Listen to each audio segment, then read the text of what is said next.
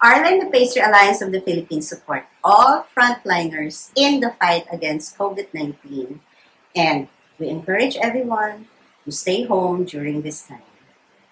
Of course, let us make sure we stay home and we stay strong together. So, we're bringing you a video series for you to learn the basics of pastry making and a little cooking while at the comfort of your home. Easy to do recipes for you to share with your family. Today we're doing lasagna roll. And here with me to assist me is my niece, Abby. Hi, Abby. Hello. So, we start the fun together? Let's do it. All right. So, Abby, would you like to share the recipe of the lasagna roll? Sure. First, we need around 500 grams of lasagna noodles, 1 kilo of tomato sauce, 350 grams of ground beef or pork, olive oil, 1/8 cup of freshly chopped basil, and 1/8 cup of freshly chopped oregano. Also have 1 whole garlic that is sliced and 1 whole onion sliced, and salt and pepper to taste. Okay, we should not forget that we need Arla cream cheese, Arla mozzarella, and Arla Emmental cheese. They also came in chunks, slices, and shredded form, available in your local supermarket and groceries. To make the sauce, in a separate pan, we heat olive oil on a medium heat. There. Then, we cook the garlic and the onions until it's translucent and fragrant.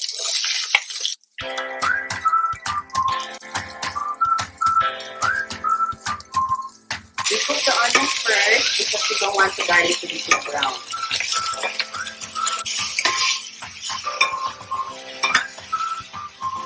Now we add the garlic.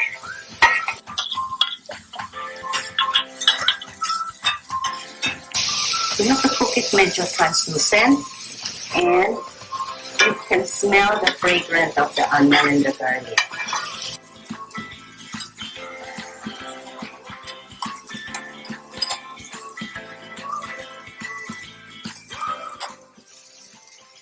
Now we add the ground beef.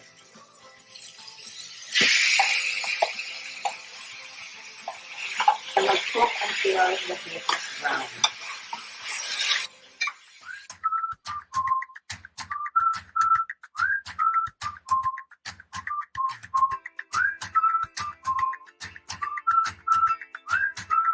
It's brown, and you can smell how good it is. It's so fragrant. Just for a few seconds maybe, just to make sure everything is cooked. Now we can add in the tomato sauce. Stir in just to make sure everything is covered with tomato sauce. After which we will add the seasoning. So once you see that the beef mixture is boiling, we can season it with some of our herbs like chopped oregano and of course chopped basil, and followed by pepper and salt to taste. And then we let it simmer. After we simmer it, we set it aside.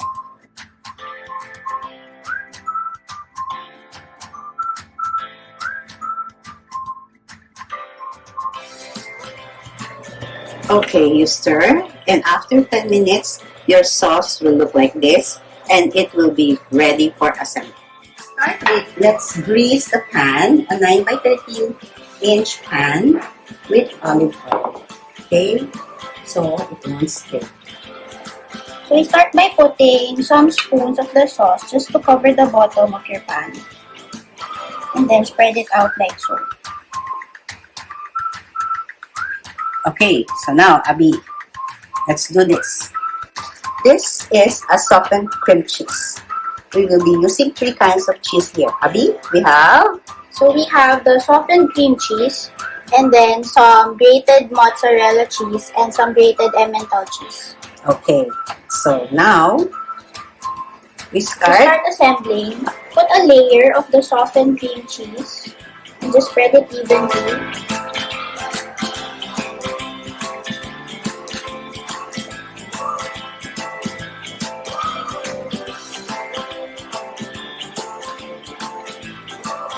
We add our sauce. Make sure to get some meat as well. And then spread it out on your lasagna sheet. Then you can add the mixture of cheeses. You can sprinkle it. Whoa. Okay. That looks good, huh? With all the cheese.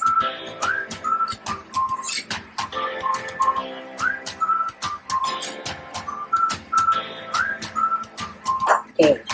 Now, tightly roll it. Then transfer it to your pan.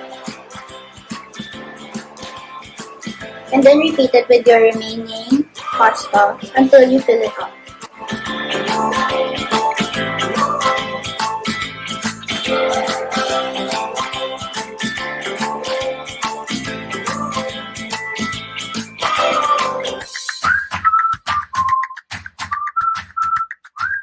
So once we filled it up, we have to top it with the sauce again.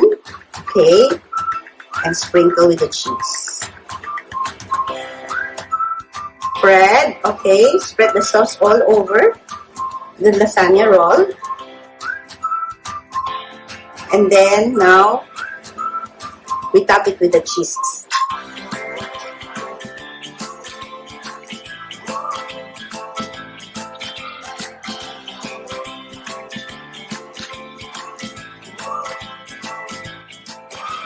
Wow, Abby, that's a lot of cheese. Yeah, now it looks ready to bake at the oven at 375 degrees Fahrenheit for 20 minutes or until the cheeses are melted. After 20 minutes, we pull this out from the oven and the cheeses should look like this, all melted. And it looks very yummy. And Ready for eating. yes, we have to enjoy this.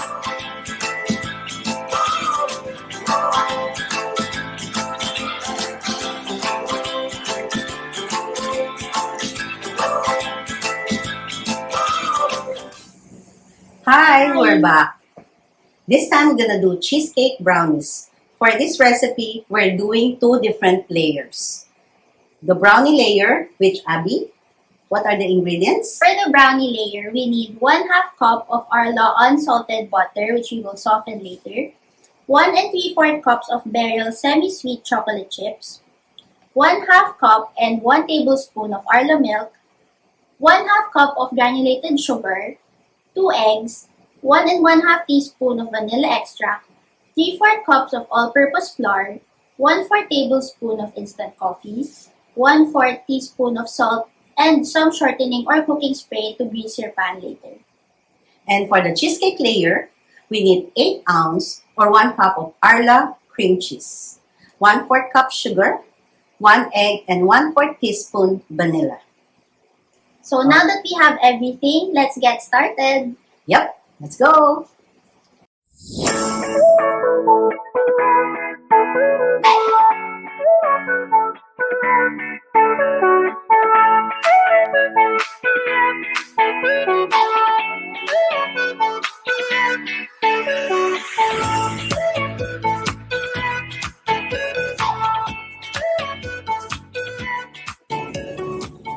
Using a double boiler, melt the butter and 1 1/2 cups of chocolate chips into a large bowl.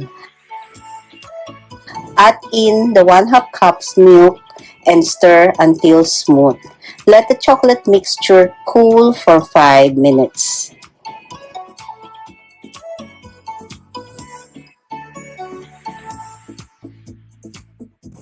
So this chocolate mixture is now cold after 5 minutes, and we add our sugar,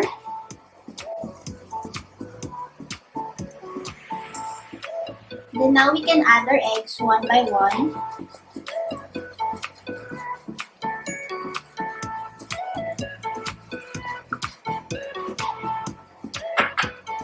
and the vanilla extract.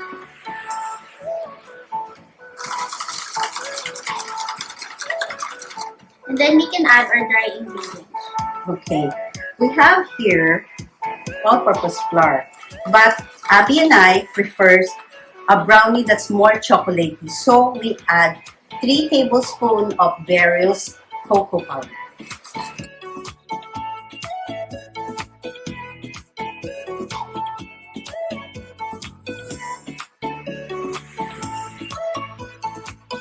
So to this, we also want to add instant coffee. And salt.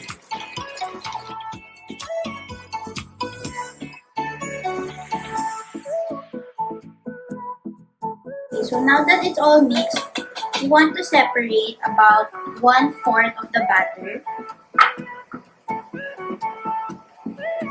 And just place it in a separate bowl.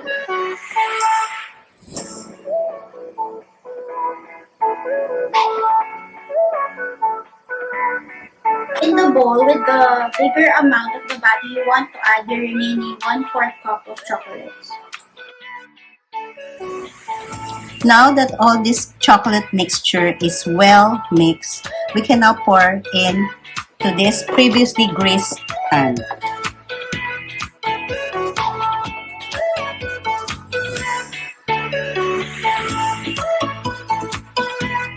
For the cheesecake filling, we have to beat cream cheese and sugar for at least 2 to 3 minutes until it's smooth.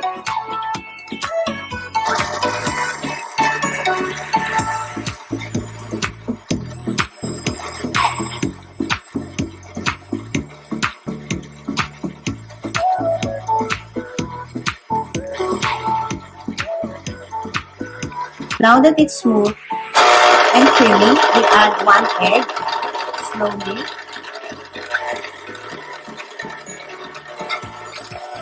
And also the vanilla.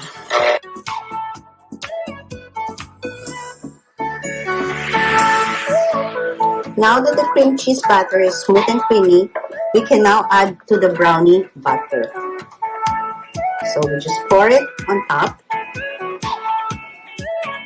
Spread it out to cover completely the brownie layer.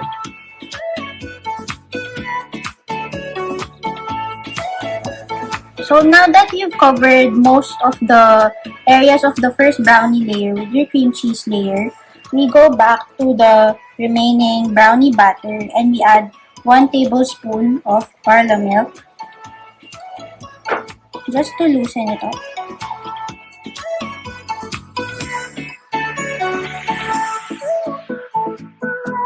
We pour it on top. It doesn't have to be perfect.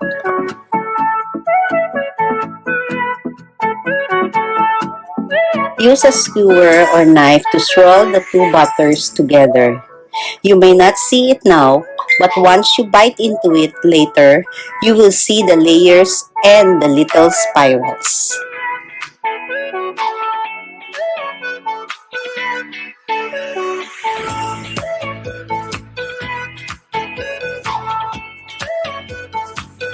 After finishing all the layers, it's now ready to go to the oven at 350 degrees Fahrenheit for 30 to 35 minutes. Let's go. Okay. After it comes out of the oven, let it cool for 1 hour and cut them into squares. Enjoy!